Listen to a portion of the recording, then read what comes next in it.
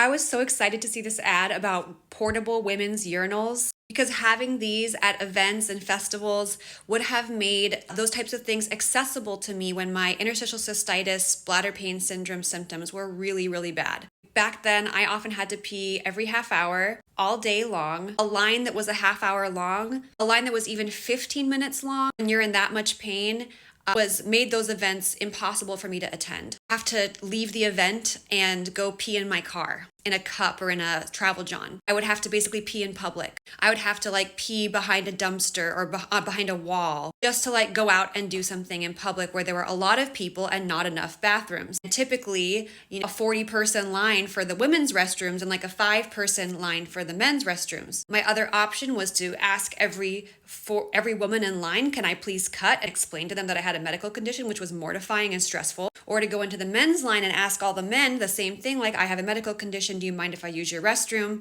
And I did both those things sometimes, but it was extremely stressful to me. And a lot of times I didn't really want to talk about my horrible problems and beg people to let me do something as basic as empty my bladder. For someone like me, an invention like this is extremely helpful. And I was really shocked to see in the comments of this post that it was so much negging, so much negativity. All these people who'd never even tried this had nothing but horrible things to say. The worst one, in my opinion, was that it's ableist. This invention is ableist. Okay, these creators and the people bringing these in, they're not saying let's destroy handicapped restrooms. They're not saying let's take away stalls and whatever accessible bathrooms are already there. They're adding these urinals for the people who want to use them, who are able to use them. I just want to remind disabled people like myself, an accommodation that isn't for you isn't inherently ableist. A device or a thing that you can't use because of your disability, that doesn't mean it isn't for someone else's disability, that it isn't creating accessibility